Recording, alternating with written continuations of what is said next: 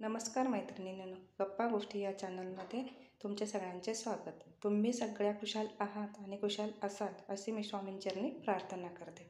आज आपण बनवणार आहोत सोप्या पद्धतीने कारल्याची भाजी. कारल्याची भाजी करताना सगळ्यात प्रथम कारले स्वच्छ धुवून पुसून आणि कापून घ्यावे. कापताना त्याच्यामध्ये जर खूप मोठ्या बिया असेल तर ते बिया काढून घ्या.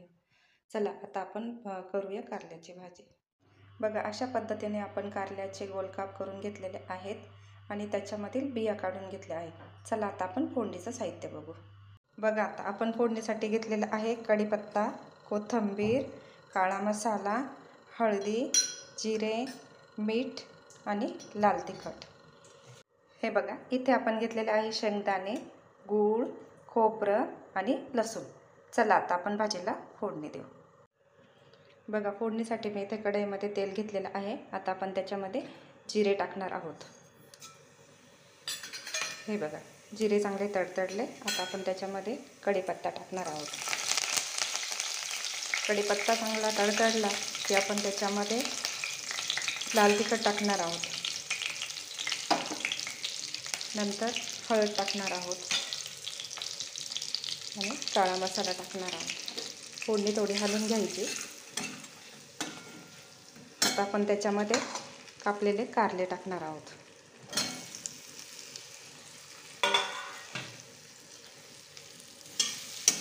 कारले चांगले हलवून घ्यायचे.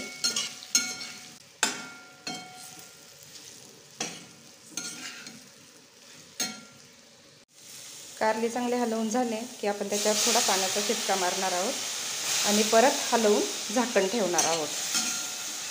हे बघा, अशा पद्धतीने आपण कारले परत हलवून घेतले आहे आणि आता आपण त्याच्यावरती झाकण ठेवणार आहोत. बघा, इथे झाकण आहे ना, ताट ठेवायचं आणि त्याच्यावरती पाणी ठेवायचं. याचे दोन उपयोग आहे. जर आपण ताटामध्ये पाणी ठेवलं ना तर खाली भाजी लागत नाही आणि आपल्याला जेव्हा भाजीला गरम पाणी लागतं ना तेव्हा आपण हेच पाणी यूज करू शकतो.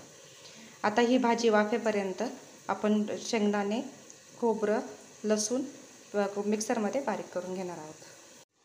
बघा, आता आपण झाकून ठेवलेली भाजी एकदा परत हलवायची आहे. आता मी अशी दोनदा तीनदा झाकण काढून हलवून बघितलेली आहे. आता आपण त्याच्यामध्ये शेंगदाण्याचा कूट टाकणार आहोत. हे बघा, मग आपण खोबरं, शेंगदाणे आणि लसूण एकत्र जे कूट केलेला आहे तो आपण टाकून चांगली भाजी हलवून घेणार आहोत. हा कूट टाकल्यानंतर आपल्याला जर असं वाटत असेल की भाजी थोडी कोरडी वाटते तर आपण त्याच्यामध्ये परत जे पण ताटामधलं गरम पाणी आहे ते थोडंसं टाकणार आहोत. हे बघा, असं ताटामधलं थोडंसं गरम पाणी टाकलं. भाजी परत चांगली हलवून त्याच्यावरती परत झाकण ठेवायचं आहे. त्याच्यानंतर आपण सगळ्यात शेवटी गूळ आणि कोथिंबीर टाकणार आहोत. चला, आपली भाजी वाफली का ती आता आपण बघू आणि त्याच्यामध्ये गूळ टाकणार आहोत. बघा, अशी छान भाजी वाफली. त्याच्यामध्ये तेल पण किती छान दिसतंय बघा. इथं जवळून बघा, असं तेल किती छान वाटतंय. भाजी मस्त वाटतंय. आता आपण त्याच्यामध्ये गूळ टाकणार आहोत. गूळ टाकल्यानंतर भाजी व्यवस्थित हलवून घ्यायची आणि परत 1-2 मिनटासाठी झाकून ठेवायची. आता 2 मिनिट झालेले आहे. आता आपण बघणार आहोत आपली भाजी कशी झाली. बघा, इथे गूळ घालून भाजी अगदी छान झालेली आहे. आता आपण त्याच्यामध्ये कोथिंबीर टाकणार आहोत.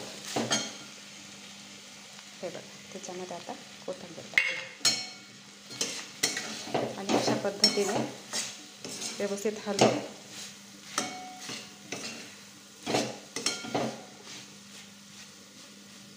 बघा, ही आपली भाजी तयार झाली. ही रेसिपी तुम्हाला कशी वाटली ही तुम्ही मला नक्कीच कमेंटमध्ये कळवा.